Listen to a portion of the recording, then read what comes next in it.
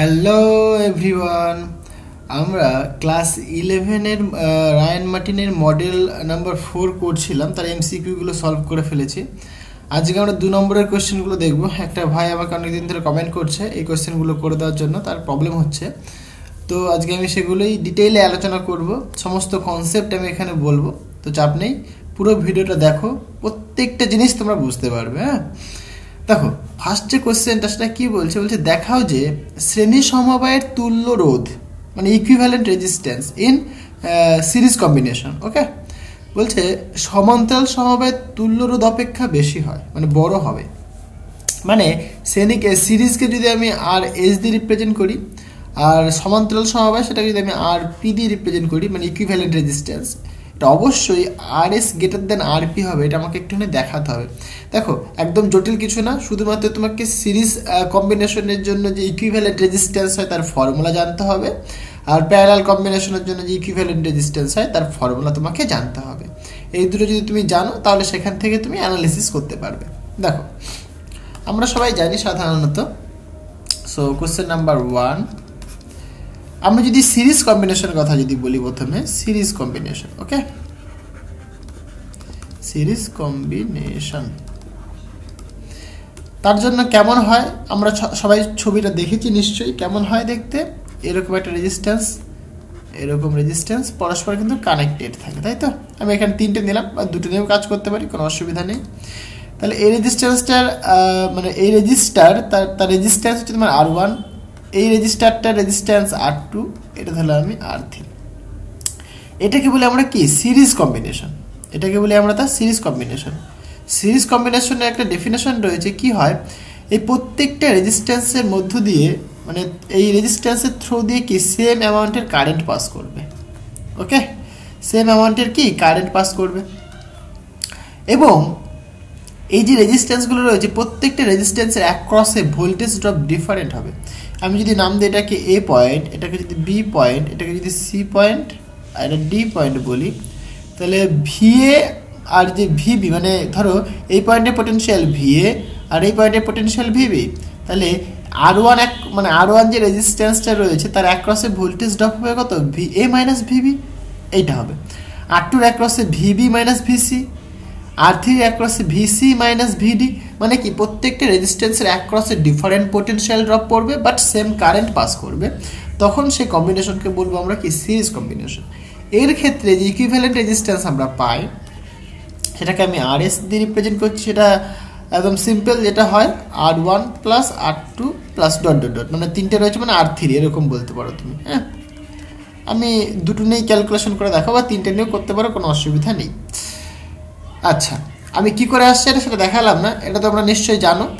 ইসের সূত্র, ওহমের সূত্র, V equal to I into R, এখান থেকে তুমি প্রমাণ করতে পারবে। হ্যাঁ, এই ভি হচ্ছে তোমার কি, পোটেনশিয়াল ডিফারেন্স। হ্যাঁ, এই ভিটা কি, পোটেনশিয়াল ডিফারেন্স, বুঝতে পারলে? তাহলে এখান থেকে তোমরা কিন্তু ক্যালকুলেশনটা করতে পারবে, তোমরা নিশ্চয়ই জানো এটা। আর প্যারালাল কম্বিনেশনের ক্ষেত্রে কি হয়, সুতরাং প্যারালাল কম্বিনেশন, দেখো প্রত্যেকটা জিনিস একটুখানি বুঝে নাও, তাহলে পরে কিন্তু তোমার কোনো অসুবিধা হবে না। প্যারালাল কম্বিনেশনের ক্ষেত্রে জাস্ট রেজিস্ট্যান্সগুলো এরকমভাবে কানেক্ট থাকে। এই একটা রেজিস্ট্যান্স, এই একটা রেজিস্ট্যান্স, এই একটা রেজিস্ট্যান্স দিলাম, তারা জাস্ট এইভাবে কানেক্টেড। ওকে, দেখো এর ধরলাম রেজিস্ট্যান্স R1, এটা R2, এটা সাপোজ R3। এইখানে ইন্টারেস্টিং ব্যাপার কি, দেখো প্রত্যেকটা রেজিস্ট্যান্সের অ্যাক্রসে পোটেনশিয়াল ড্রপ কিন্তু সেম। এ পয়েন্ট, এটা বি পয়েন্ট। দেখো R1 এর অ্যাক্রসে voltage drop VA minus VB, আর R2 এর অ্যাক্রসে ভিএ মাইনাস ভিবি, R3 এর অ্যাক্রসে ভিএ মাইনাস ভিবি। মানে কি প্যারালাল কম্বিনেশনের ক্ষেত্রে সমস্ত রেজিস্ট্যান্সের অ্যাক্রসে পোটেনশিয়াল ড্রপটা সেম হবে, বাট প্রত্যেকটা রেজিস্ট্যান্সের থ্রু দিয়ে ডিফারেন্ট কারেন্ট পাস করবে, বুঝতে পারলে? তার মানে এই রেজিস্ট্যান্সটা অ্যাক্রসে সাপোজ I1, এটা দিয়ে I2, মনে করো এটা দিয়ে I1 যাচ্ছে, এটা দিয়ে I2 যাচ্ছে, এটা দিয়ে I3 যাচ্ছে।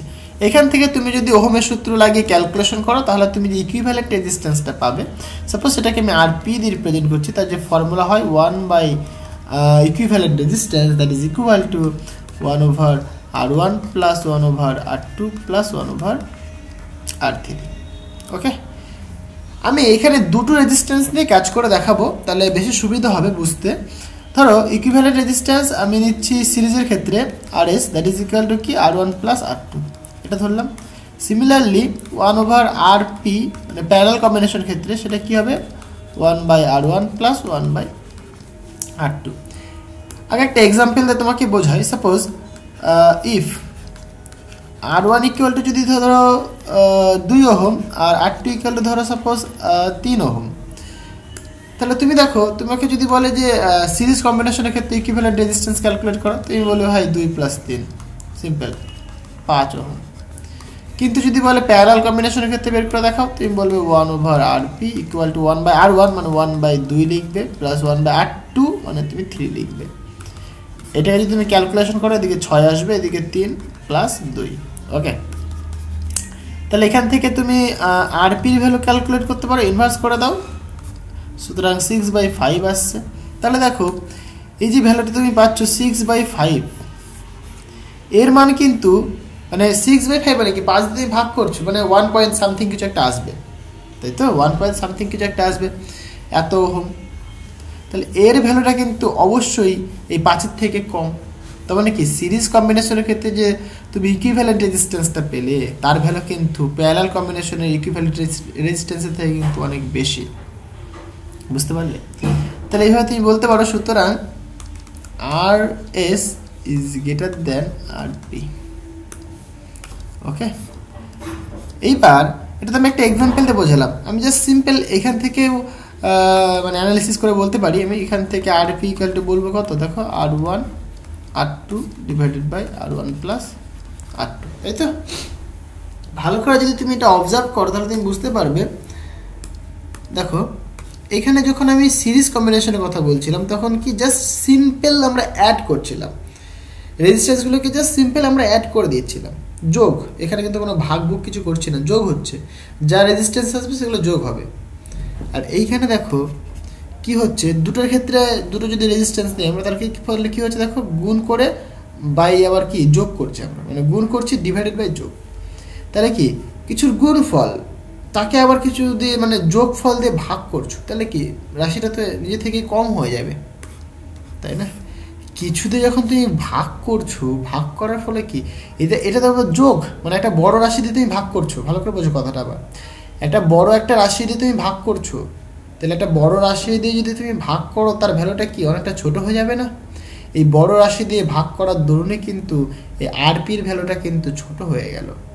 তাই আমরা বলি সুতরাং RS ওকে গ্রেটার দেন RP, জাস্ট এইটুকুনি, আর কিছুই না, বুঝতে পারলে? এইভাবে তোমাকে জিনিসটা বুঝতে হবে। আচ্ছা, নেক্সট কোশ্চেন দেখো কি বলছে। বলছে কিউ বিন্দু আধান আর ব্যাসার্ধের বৃত্তপথে NRPS কম্পাঙ্কে ঘুরছে। ভালো কথা। বলছে বৃত্তের কেন্দ্রে উৎপন্ন চৌম্বক ক্ষেত্র প্রাবল্য কত? তাহলে ম্যাগনেটিক ফিল্ড আমাদের বের করতে হবে। এটা বৃত্তের কেন্দ্রে, এখানে কিন্তু কারেন্ট বলে দেয়নি আমাকে, তাহলে কারেন্ট আমাকে বের করতে হবে। যে ইনফরমেশনগুলো আমাকে দিয়েছে এখান থেকে কারেন্ট বের করতে হবে। দেখো বোঝো জিনিসটা। কোয়েশ্চেন নাম্বার 2, তাহলে আমরা কি জানি, এরকম একটা মনে করো তার রয়েছে, সার্কুলার একটা তার রয়েছে, এই তারের মধ্য দিয়ে আমি জানি না কতখানি কারেন্ট যাচ্ছে, সাপোজ আমি কনসিডার করে নিচ্ছি I পরিমাণ কারেন্ট ফ্লো করছে। তাহলে ধরো এই তারটার মধ্যে দিয়ে I পরিমাণ কারেন্ট যাচ্ছে, তাহলে কতখানি কারেন্ট যাচ্ছে দেখো আমাদের বলে দিয়েছে কি এটা চার্জ কত কিউ বলে দিয়েছে, এবং তার যে ফ্রিকোয়েন্সি মানে ফ্রিকোয়েন্সি বলে দিয়েছে কতখানি n। আমরা একটা জিনিস জানি না, ফ্রিকোয়েন্সি আর টাইম পিরিয়ডের মধ্যে রিলেশন কি বলে নাকি ফ্রিকোয়েন্সি ইকুয়াল টু কি 1/টাইম পিরিয়ড, তাই তো? মানে আমরা এই জিনিসটা কিন্তু জানি, তাই তো? তাহলে এখান থেকে তুমি টাইম পিরিয়ড ক্যালকুলেট করতে পারো, সুতরাং t ইকুয়াল টু 1/n। এইবার তুমি কিন্তু কারেন্টের ডেফিনেশন জানো, সেটা কি বলে I is equal two Q/T, তাই না? তাহলে কিউ তো কিউ থাকলো, 1/T মানে কত আবার n, তাহলে এখানে একটা তুমি n দিয়ে মাল্টিপ্লাই করে দাও, তাহলে n ইন্টু কিউ, তাহলে I ইকুয়াল টু কত n ইন্টু কিউ তুমি বলতে পারো। তাহলে এই পরিমাণ কারেন্ট ফ্লো করছে তারটার মধ্য দিয়ে। ওকে, তোমাকে কি এর সেন্টারে মানে আর ডিস্টেন্সে এর সেন্টারে ম্যাগনেটিক ফিল্ড বের করতে হবে। তাহলে এই যে কারেন্টটা ফ্লো করছে তার এলিমেন্টারি লেন্থ আমি সাপোজ কনসিডার করছি ডিএল। ওকে, তাহলে সেটা এদিক বরাবর যাচ্ছে, তাহলে এদের মধ্যবর্তী যে অ্যাঙ্গেল সেটা কত, 90 ডিগ্রি, তাই তো। তাহলে বায়ো-সাভার্টস ল কি বলছে, বায়ো-সাভার্টস ল বলছে যে dV equal to μ0 divided by 4 pi into I dl vector cross R cap, okay, unit vector divided by R square, এটা আমরা জানি সবাই। তাহলে এখান থেকে তুমি দেখো ডিভি ভেক্টর, এটা যদি ম্যাগনিটিউড নিয়ে নিই তাহলে এটাকে ভাঙতে পারো তুমি ক্রস প্রোডাক্টকে ভাঙলে কি হয় বলো, μ0 divided by 4 pi I dl cross R cap, এটা করলে কি হবে ডিএল সাইন থিটা, বাট মধ্যবর্তী অ্যাঙ্গেল কত দেখো 90 ডিগ্রি, তাহলে তুমি এখানে 90 ডিগ্রি ইউজ করবে ডিভাইডেড বাই আর স্কোয়ার। দেখো এখানে আমি মড ইউজ করেছি, যদি আমি মডটা না লিখতাম, যদি মডটা না লিখতাম তাহলে কিন্তু এখানে ক্রস প্রোডাক্ট করলে কিন্তু এখানে একটা মানে এন ক্যাপ কিন্তু থাকতো। এন ক্যাপটা কি রিপ্রেজেন্ট করছে, মানে ডিরেকশন রিপ্রেজেন্ট করতে, এন ক্যাপটা কি রিপ্রেজেন্ট করতো, ডিরেকশন। দেখো ডিএলটা এদিক বরাবর, আরটা এদিক বরাবর, তাহলে ওই দিক থেকে মানে এই দিক থেকে এই দিক বরাবর তুমি যদি একটা রাইট হ্যান্ডেড স্ক্রু ঘোরাও, এদিক থেকে মানে এই দিক থেকে এই দিক বরাবর তুমি একটা রাইট হ্যান্ডেড যদি স্ক্রু ঘোরাও তাহলে কি সেটা বাঁদিকে ঘুরবে, বাঁদিকে ঘুরলে কি হবে, ভেতর দিকে যাবে, বুঝতে পারলে। বা তুমি একটা কাজ করতে পারো, থাম রুল অ্যাপ্লাই করে দাও, মানে মুষ্টি রুল তুমি অ্যাপ্লাই করো, থাম রুল নয় মুষ্টি রুল, কি ডান হাতের বৃদ্ধাঙ্গুলিকে তুমি যেদিকে কারেন্ট ফ্লো করছে সেই দিক বরাবর ধরো, আর চারটে আঙুলকে তুমি আস্তে আস্তে মুভ করো, তাহলে যেদিকে ডিরেকশন হবে সেটাই কি, তার ম্যাগনেটিক ফিল্ডের ডিরেকশন হবে, বুঝতে পারলে। তাহলে ম্যাগনেটিক ফিল্ডটা অ্যাকচুয়ালি যেটা হবে ভেতর দিকে, মানে ভেতর দিক থেকে বাইরের দিকে আসবে, এইভাবে, মানে এখানে আমি মানে দেখাতে পারছি না, এই ভেতর দিকে ঢুকবে আর কি, ঠিক আছে, ভেতর দিক দিয়ে ঢুকে বাইরের দিকে আসবে। তুই মুষ্টি রুল অ্যাপ্লাই করো তাহলে হয়ে যাবে, অথবা তুমি রাইট হ্যান্ডের স্ক্রু তুমি অ্যাপ্লাই করে দাও। ওকে, তাহলে ডিএল থেকে আর এর দিকে তুমি একটা রাইট হ্যান্ডের স্ক্রু ঘোরাবে, সেটা কি লেফট ঘুরবে, মানে উপরের দিকে উঠবে, মানে এদিক থেকে যদি তুমি এদিকে যদি একটা স্ক্রু ঘোরাও, মানে স্ক্রুটাকে যদি তুমি নাও, এবার তুমি মানে ডিএল থেকে আর এর দিকে আসবে, সুতরাং বাঁদিকে, মানে বাঁদিকে নিলে মানে কি উপরের দিকে, মানে তুমি বোতলের মানে যে ছিপিটা রয়েছে সেই ছিপিটা কি বাঁদিকে ঘোরাচ্ছে, তাহলে কি উপরের দিকে উঠবে না, তাহলে উপরের দিক বরাবর কি ম্যাগনেটিক ফিল্ডের ডিরেকশন হবে। ওকে, মানে এই ভেতর দিয়ে ঢুকে ওপরের দিকে আসবে, ভেতর দিয়ে ঢুকে ওপরের দিকে আসবে, এটা ম্যাগনেটিক ফিল্ডের ডিরেকশন হবে। যদি তুমি শুধুমাত্র ম্যাগনিটিউড চাও তাহলে এখানে মড করে দাও, তাহলে এখানে এন ক্যাপটা কি 1 হয়ে যাবে।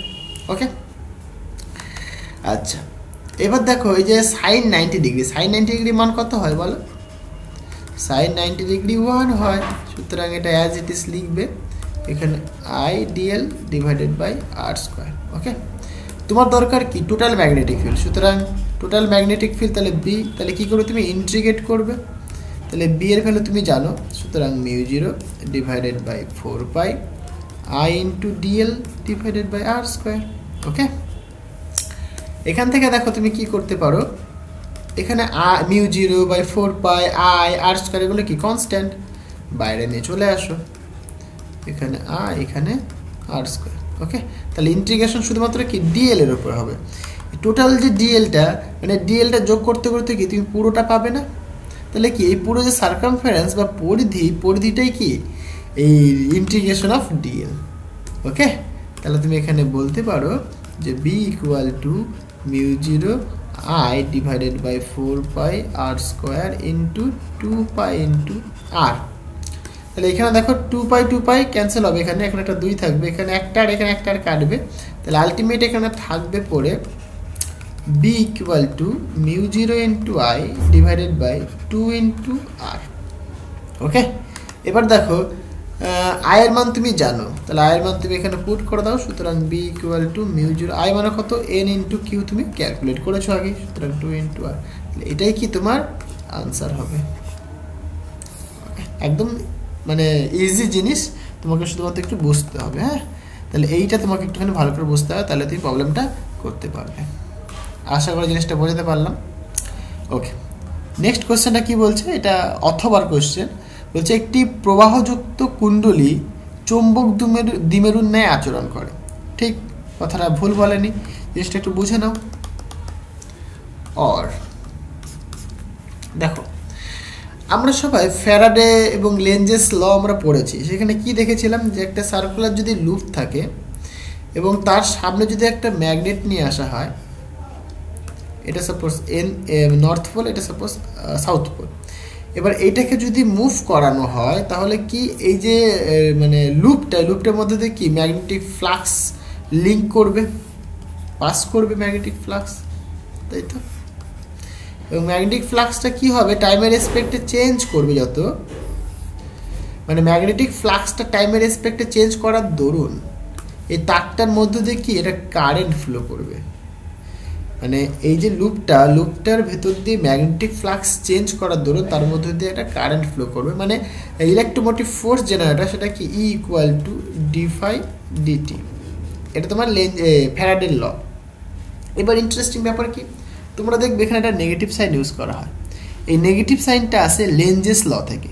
লেঞ্জের সূত্র কি বলে, যখন ম্যাগনেটিক ফিল্ড এই যে ম্যাগনেটটাকে যখন তুমি মুভ করাবে, মানে অ্যাকচুয়ালি কাছে যত নিয়ে আসবে এই ওয়্যারটার, তো দেখা যায় এই ম্যাগনেটটাকে এই ওয়্যারটা একটা বাধা দেয়, মানে একটা বিকর্ষণ বল দেয়।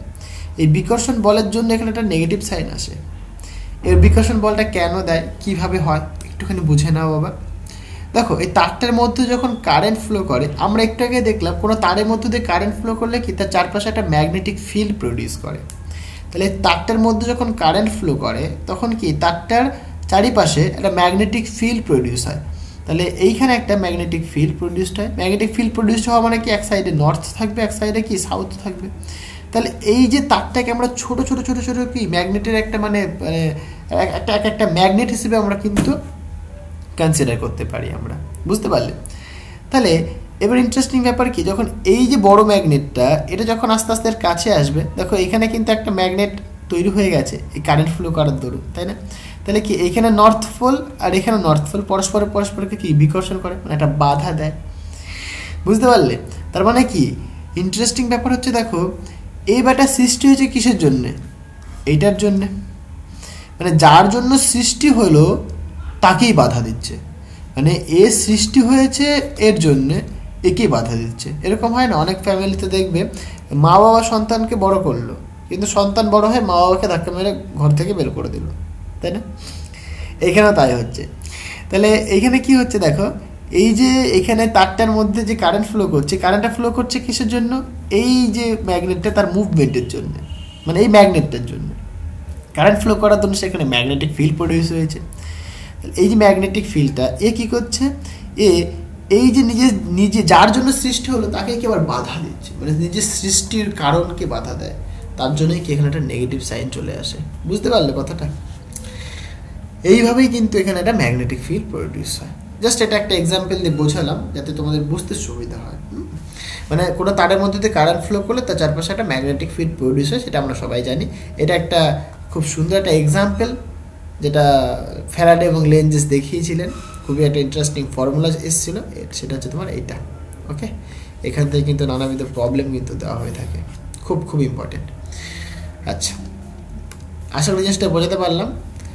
ওকে, নেক্সট কোয়েশ্চেনটা দেখো কি বলছে। বলছে একটি সমতলীয় তড়িৎ চুম্বকীয় তরঙ্গ তার ইলেকট্রিক ফিল্ডটা বলে দিয়েছে। ওকে, বলছে একটি মাধ্যমের মধ্য দিয়ে প্রবাহিত হচ্ছে, বলছে ওই মাধ্যমের প্রতিসরাঙ্ক নির্ণয় করো। দেখো খুবই ইন্টারেস্টিং কোয়েশ্চেনটা। তাহলে তোমাকে আগে ইন জেনারেল ফর্মটা জানতে হবে। এই যে ইলেকট্রিক ফিল্ড তুমি লিখছো তার ইন জেনারেল ফর্ম কেমন হয়, E0 cos omega t plus কে ইন্টু এক্স, এটা হয়। ওকে, এইবার এইখানে দেখো ওমেগার ভ্যালু তোমাকে বলে দিয়েছে। তাহলে আমাদের যে ভ্যালুটা বলেছে, মানে যে ফর্মটা বলেছে, সেখানে ওমেগার ভ্যালু কত, 6 × 10⁸। ওকে, আর কে এর ভ্যালুটাও বলে দিয়েছে কত, 4। আমাকে বের করতে বলেছে মাধ্যমের প্রতিসারাঙ্ক। তাহলে প্রতিসারাঙ্কের ডেফিনেশন আমাকে জানতে হবে। প্রতিসারাঙ্ক মানে মিউ, সেটা কাকে বলে, ফ্রি মিডিয়ামে লাইটের স্পিড ডিভাইডেড বাই কোনো একটা মিডিয়ামে লাইটের স্পিড, এটাকে বলে প্রতিসারাঙ্ক। প্রতিসারাঙ্কের ডেফিনেশন কিন্তু ভালো করে মাথায় রাখবে, অনেক সময় প্রতিসারাঙ্কের ডেফিনেশনও জিজ্ঞাসা করে থাকে। তোমরা কিন্তু ভুল করে ওটা বলতে যাবে না, ওই যে স্নেলের যে সূত্র sin r/sin r, ওইটা কিন্তু বলতে যাবে না, ওটা কিন্তু ভুল। ওটা কিন্তু তোমার মানে ভুল বলতে কি, ওইটা প্রতিসারাঙ্কের ডেফিনেশন নেয় বাবা, ঠিক আছে? প্রতিসারাঙ্কের ডেফিনেশন এটা না। হ্যাঁ, ওখানে একটা কনস্ট্যান্ট আছে, এই কনস্ট্যান্টটাকে আমরা প্রতিসরাঙ্ক বলি, বাট প্রতিসরাঙ্কের যে মানে অ্যাকচুয়াল ডেফিনেশন সেটা কি, ফ্রি মিডিয়ামে লাইট স্পিড ডিভাইডেড বাই কোনো একটা মিডিয়ামে লাইট স্পিড, এটা প্রতিসরাঙ্কের ডেফিনেশন, রিফ্র্যাক্টিভ ইন্ডেক্স। আশা করি তোমরা এগুলো জানো। যাই হোক, তাহলে আমাকে ভেলোসিটি বের করতে হবে, লাইট স্পিড তো আমরা সবাই জানি, তাহলে ভেলোসিটি মানে আমরা কি জানি আবার ওমেগা বাই কে, তাই না? তাহলে ওমেগার মানও তুমি জানো, কে এর মানও তুমি জানো, পুট করে দাও, তোমার হয়ে যাবে। তাহলে এখানে সি এর মান কত, 3 × 10⁸। ভি মানে ওমেগা বাই কে, তাহলে ওমেগার ভ্যালু কত, 6 × 10⁸ বাই কে ডিভাইডেড বাই কে, সেটাকে আমরা উপরে লিখতে পারি, সুতরাং 4 × কে মানে × 4। তাহলে এখানে কাটাকাটি করো তুমি, 10⁸, 10⁸ ক্যান্সেল হচ্ছে, এখানে 2, এই 2 কাটলে পরে এখানে 2, তাহলে মিউর ভ্যালু কত আসছে, মিউ ইকুয়াল টু 2 আসছে।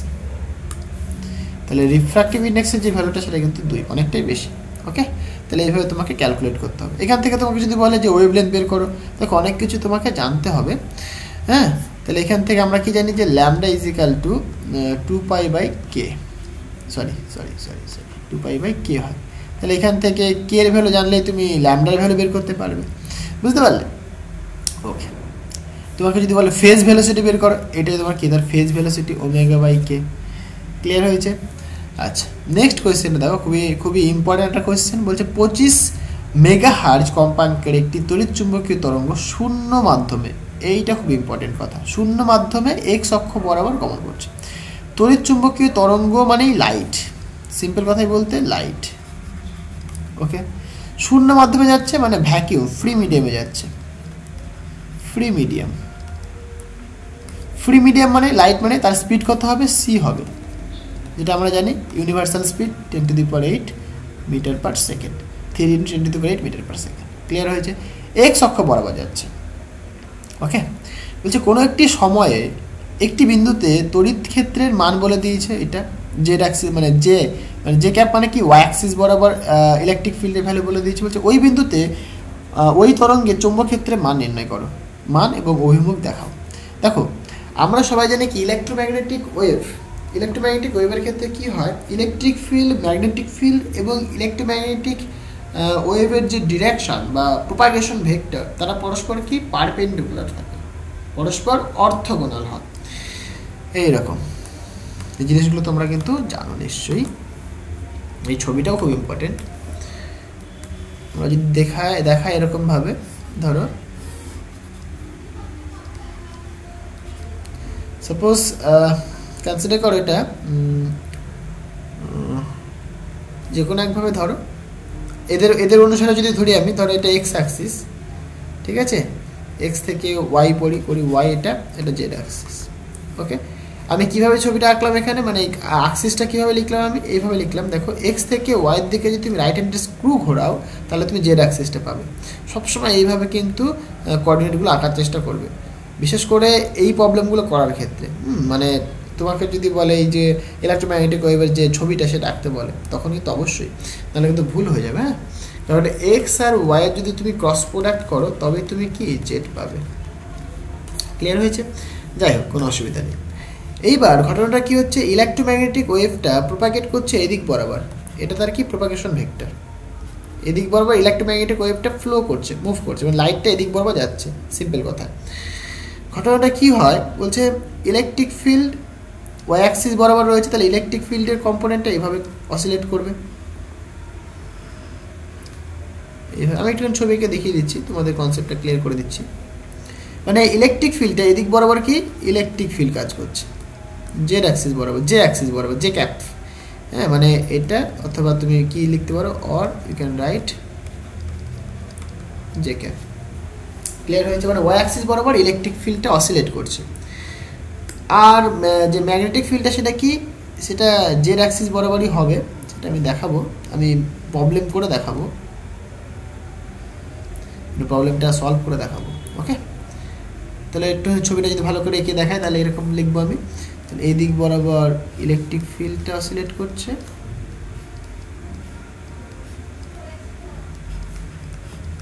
ক্লিয়ার হয়েছে? এই ছবিটাও কিন্তু অনেক সময় আঁকতে দেয় এবং এর প্রপার্টিগুলোকে জিজ্ঞাসা করা হয়। ওকে, আর এই দিক বরাবর ম্যাগনেটিক ফিল্ডটা অসিলেট করছে,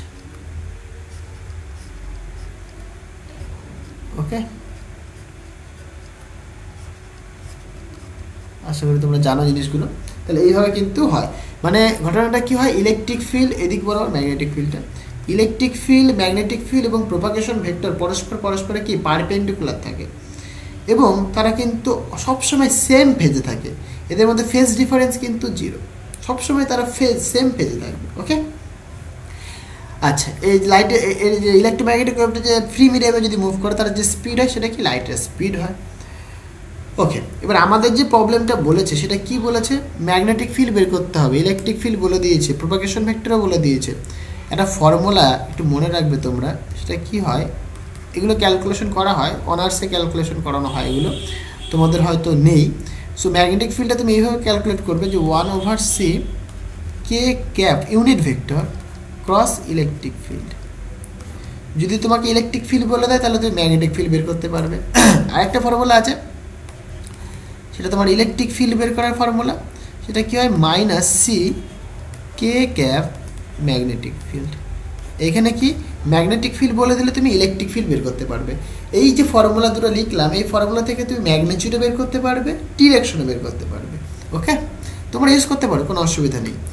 এবার দেখো আমাদের ম্যাগনেটিক ফিল্ড বের করতে হবে, সুতরাং বি ভেক্টর আমরা বের করব। সুতরাং 1/c K cap cross E vector, right. K ক্যাপটা কি, কেটা কিন্তু ওই মানে জেড অ্যাক্সিসের ডিরেকশন না কিন্তু, হ্যাঁ, এটা হচ্ছে তোমার কি প্রোপাগেশন ভেক্টর, মানে যে লাইট বা ইলেকট্রোম্যাগনেটিক ওয়েভ যেদিকে ফ্লো করছে, মুভ করছে, সেটা কি এক্স অ্যাক্সিস বরাবর বলেছে। আর এখানে আমি সি লিখেছি কেন, কারণ ওয়েভটা ফ্রি মিডিয়ামে যাচ্ছে, যদি ফ্রি মিডিয়ামে না গিয়ে যদি কোনো একটা মিডিয়ামে যেত তাহলে তুমি এখানে ভি লিখতে। ওকে, যে ভি এর ভ্যালুটা কী হতো, ওমেগা বাই কে হতো, ভি এর ভ্যালুটা ওমেগা বাই কে হতো। যেহেতু ফ্রি মিডিয়ামে যাচ্ছে তাই আমি সি লিখতে পারি, কারণ ফ্রি মিডিয়ামে ইলেকট্রোম্যাগনেটিক ওয়েভের স্পিড কী হবে, সি হবে। ওকে, তাহলে 1/c, এখানে কে ক্যাপ, এটা কি এক্স ক্যাপ বরাবর, এক্স ক্যাপ বা তুমি আই ক্যাপ লিখতে পারো, নো প্রবলেম। ক্রস ইলেকট্রিক ফিল্ডের ভ্যালু তোমার বলে দিয়েছে 6.3 জে ক্যাপ, যেটাকে আমি এখানে ওয়াই ক্যাপ লিখতেই পারো, কোনো অসুবিধা নেই। এই যে জে ক্যাপ বলে দিয়েছি, এটাকে আমি কি ওয়াই ক্যাপ লিখছি। ওকে, মানে ওয়াই অ্যাক্সিস বরাবর ডিরেকশন ইলেকট্রোম্যাগনেটিক ফিল্ডে, মানে সরি ইলেকট্রিক ফিল্ডে। তাহলে এখান থেকে তুমি কি বলবে বলো, তাহলে 1/c, তাহলে X cap cross Y cap আর 6.3 মাল্টিপ্লাই ফর্মে থাকছে। তাহলে আমরা কি জানি, এক্স ওয়াই জেড কী হয়, এক্স আর ওয়াই যদি আমি ক্রস প্রোডাক্ট করি তাহলে জেড পাবো আমি, তাই তো। তাহলে এখানে জেড পাওয়া যাবে, তাহলে এখানে 6.3/c জেড ক্যাপ। তাহলে ম্যাগনেটিক ফিল্ডের ডিরেকশনটা দেখো জেড ক্যাপ বরাবর, আমার ছবি অনুসারে কিন্তু জেড ক্যাপ বরাবরই আসছে, ঠিকই হয়েছে। তার মানে ছবিটা ভুল কিছু আঁকিনি আমি। তাহলে জেড ক্যাপ জেড অ্যাক্সিস বরাবর ম্যাগনেটিক ফিল্ডের ডিরেকশন হবে, আর তার যে ম্যাগনিটিউডটা, তাহলে ম্যাগনিটিউডটা তুমি কী পাবে, 6.3/c হবে। তাহলে 6.3/c মানে কত, সি এর ভ্যালু তুমি জানো কনস্ট্যান্ট, 3 × 10⁸। এবার তুমি বলবো ওইখানে তো একটা ভাই ফ্রিকোয়েন্সি ভ্যালু বলে দিয়েছিল 25 মেগাহার্টজ। সবসময় কিন্তু গিভেন ভ্যালুগুলো ইউজ হয় না, ঠিক আছে, তো এখানে ইউজ করার কোনো প্রয়োজনই নেই। এখান থেকে তুমি ওমেগা ক্যালকুলেট করতে পারো 2π × f, বাট এখানে তোমার কে এর যে ভ্যালুটা সেটা কিন্তু বলে দেয়নি, বুঝতে পারলে। তো এইখানে একটা কথা যেটা বলে দিয়েছি সেটা কি, ফ্রি মিডিয়াম। এই ফ্রি মিডিয়ামের জন্য আমরা বুঝতে পারছি যে ফ্রি মিডিয়াম, তার জন্য মানে বলতে পারছি আমরা এখানে একটা সি হবে। ফ্রি মিডিয়াম না বললে পরে তোমাকে ইউজ করতে হতো। ওকে, ফ্রি মিডিয়াম বলেই কি তুমি এখানে সিটা ইউজ করছো, নইলে কি তুমি এখানে ভি ইউজ করতে, এখানে তুমি কি ভি লিখতে কোনো একটা মিডিয়ামের মধ্যে যদি পাস করতে। আশা করি জিনিসটা বোঝাতে পারলাম। তাহলে এটাই তোমার কি আনসার হবে, ভ্যালু তোমার এটা আর ডিরেকশন তোমার এটা। ওকে, আচ্ছা নেক্সট কোয়েশ্চেনটা দেখো। আচ্ছা বলছে এখানে বৈশিষ্ট্যমূলক এক্স রশ্মি বর্ণালী কি। তোমরা নিশ্চয়ই জানো, আমার থেকে ভালোই জানো তোমরা, জানি না কত নম্বর কি আমি দিয়ে দিচ্ছি। যাই হোক, বৈশিষ্ট্যমূলক এক্স রশ্মি, তুমি যদি একটা অ্যাটম দেখো, অ্যাটমে কি থাকে, নিউক্লিয়াস রয়েছে, এটা নিউক্লিয়াসের ভেতরে নিউট্রন প্রোটন রয়েছে। এই নিউক্লিয়াসের চারিদিকে অরবিট রয়েছে, রাইট। এই অরবিটগুলোর মধ্যে কি থাকে, ইলেকট্রন থাকে, তাই তো। অরবিটে ইলেকট্রন থাকে। জাস্ট একটুখানি দেখে নাও, তাহলে পরে কোনোদিনও ভুলবে না।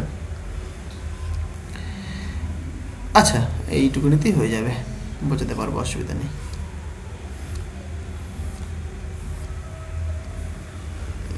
Tick tick tick tick tick tick tick tick ড্যাং, হয়েছে।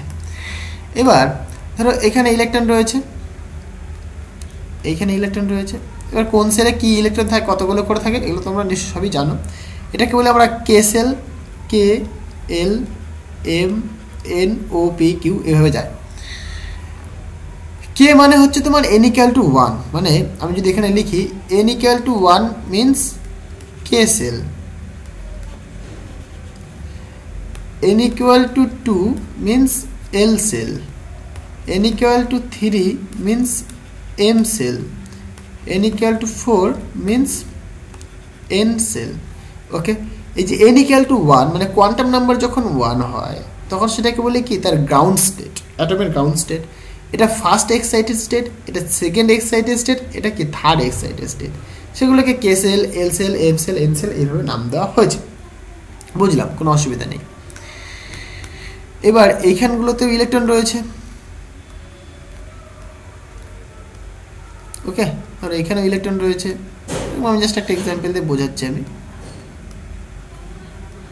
এখানে ইলেকট্রন রয়েছে, এখানে রয়েছে, সেটা বোঝো বাবা। এবার ঘটনাটা কি হচ্ছে, ধরো বাইরে থেকে একটা আমি এনার্জি দিলাম, বাইরে থেকে আমি একটা কি এনার্জি দিলাম, মানে বাইরে থেকে সাপোজ একটা ফোটন লাইট ফেললাম আমি, ঠিক আছে। এবার মানে একটা এনার্জি দিচ্ছি আমি লাইট, তাহলে যখন আমি লাইট ফেললাম মানে একটা এনার্জি যখন আমি দিলাম, এই এনার্জি দেওয়ার দরুন কি হলো দেখো, এই এনার্জি দেওয়ার দরুন মানে একটা এনার্জি আমি দিয়েছি, দেওয়ার দরুন এই যে মানে সবচাইতে যে মানে কোরে যে ইলেকট্রনটা রয়েছে, মানে সবচাইতে লোয়েস্ট যে অরবিট, সেখানে যে ইলেকট্রনটা রয়েছে, সেই ইলেকট্রনটা সে এনার্জিটা পেয়ে ফ্যাট করে বেরিয়ে চলে গেল। এ কী করলো, এই এনার্জিটা পেয়ে এখান থেকে বেরিয়ে চলে আসলো ইলেকট্রনটা। তাহলে এইখানে কি একটা ভ্যাকেন্সি সৃষ্টি করে দিল, তাহলে এখানে কিন্তু একটা ভ্যাকেন্সি সৃষ্টি করে দিল, এরকম একটা ইলেকট্রনের ভ্যাকেন্সি সৃষ্টি করে দিল। এবার ঘটনাটা কি হলো, যখন ইলেকট্রনটা চলে গেল, যখন ইলেকট্রনটা এখান থেকে চলে গেল, তখন কি হয়, এই ঘাটতিটা পূরণ করার জন্য যে আপার মানে যে হায়ার যে এক্সাইটেড স্টেটগুলো রয়েছে, সেই এক্সাইটেড স্টেট থেকে মানে হায়ার লেভেল থেকে ইলেকট্রন নেমে এখানে চলে আসে।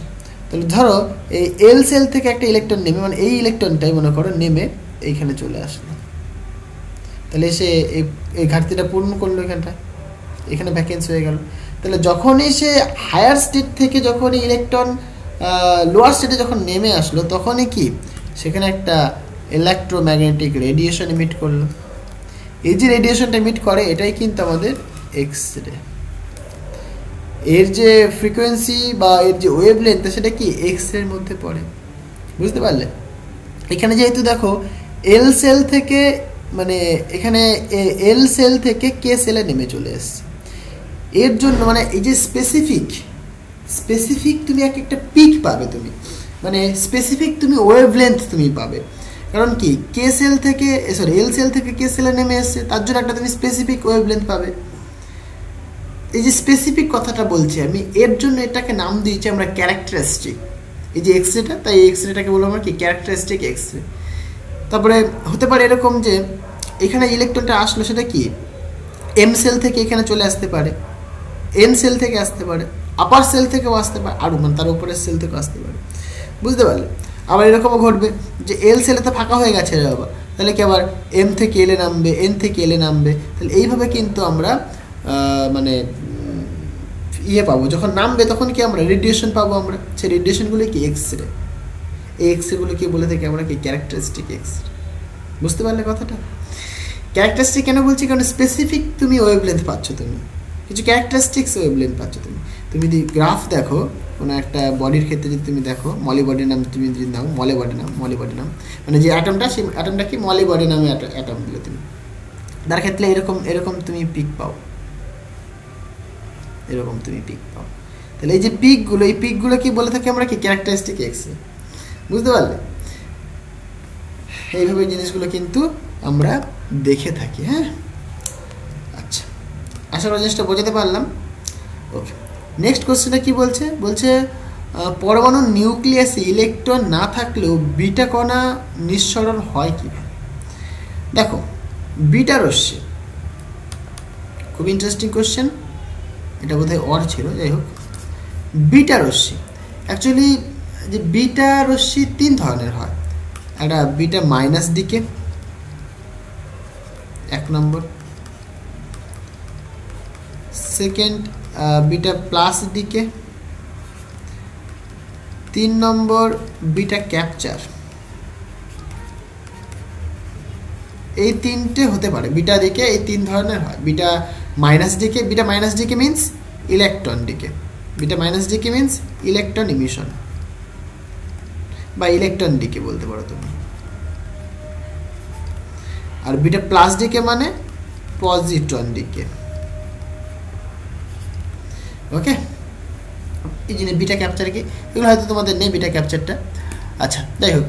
তো বিটা মাইনাস ডিকে ঘটনাটা কি হয় দেখো, ভালো করে বোঝো জিনিসটা। অ্যাকচুয়ালি এগুলোকে বলে আমরা কি, এই যে রেডিও অ্যাক্টিভিটি, মানে রেডিও অ্যাক্টিভিটি মানে অ্যাকচুয়ালি যখন কোনো নিউক্লিয়াস যখন প্রচুর হেভি হয়ে যায় তখন সে কি আনস্টেবল হয়ে যায়। যখন হেভি হয় তখন কি প্রচুর, মানে নিউক্লিয়াসটা প্রচুর হেভি হয়ে যাওয়ার তখন কি সেটা আনস্টেবল হয়ে যাবে। আনস্টেবল থেকে স্টেবিলিটিতে আসার জন্য সে কী করে, ডিকে করে। ডিকে করে নানাবিধ পার্টিকেল ইমিশন করে, alpha particle, beta particle, gamma particle, নানাবিধ পার্টিকেল ইমিশন করে। ঠিক আছে, এই যে ঘটনাটা, এটাকে বলি কি আমরা তেজস্ক্রিয়তা, রেডিও অ্যাক্টিভিটি, বুঝতে পারলে? তো সেখানে বিটা ডিকেও হয়ে থাকে।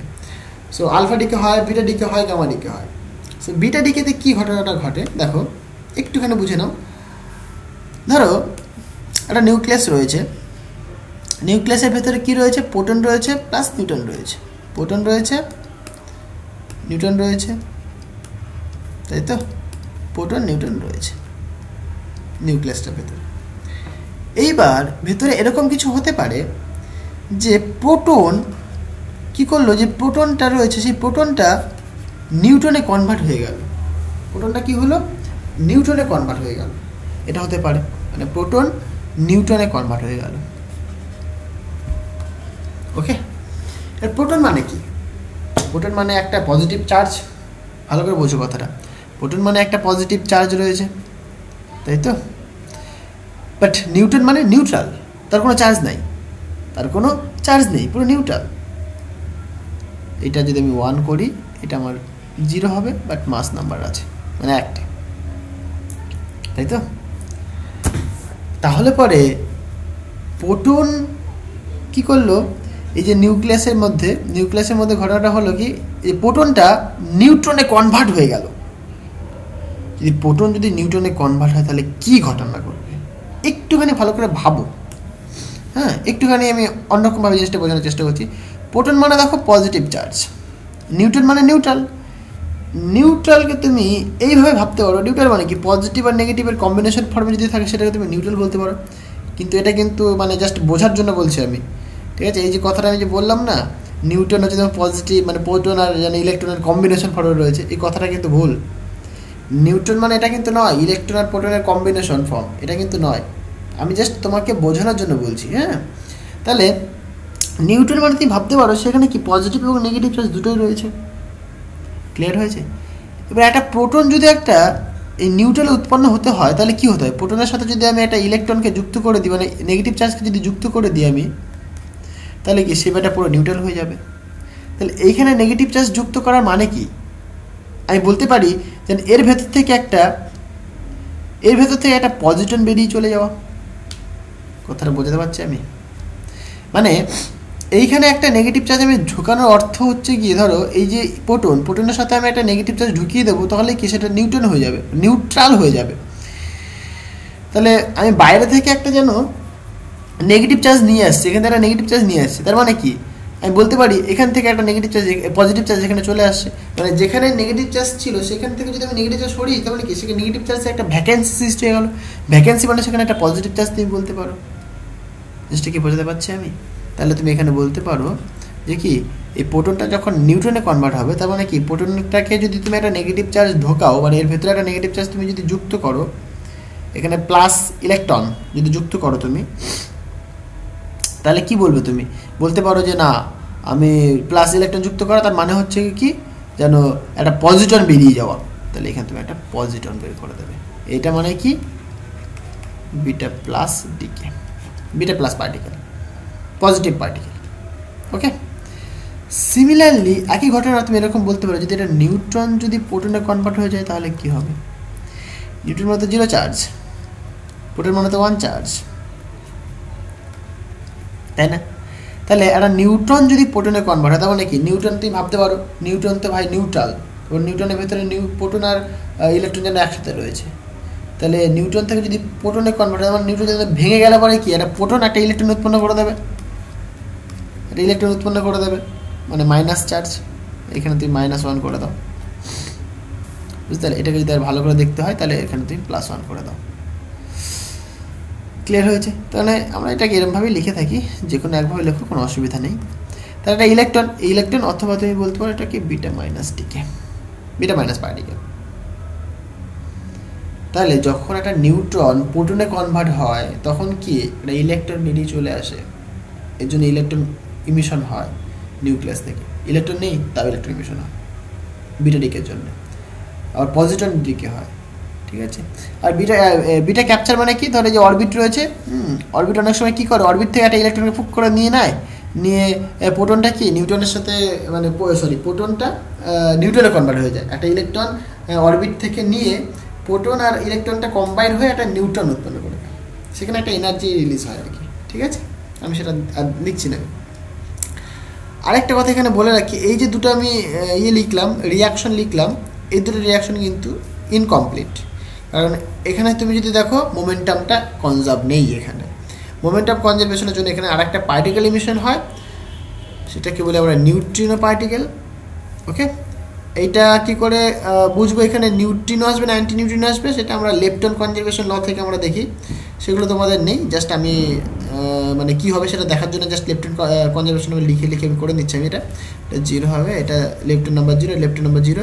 এটা যেহেতু পজিট্রনের ক্ষেত্রে লেপটন নাম্বার -1 হয়, তাহলে এখানে +1 হতে হবে, তবেই সেটা কনজার্ভড হবে। তাহলে +1 যদি হয় তার মানে কি এখানে নিউট্রিন উৎপন্ন হবে।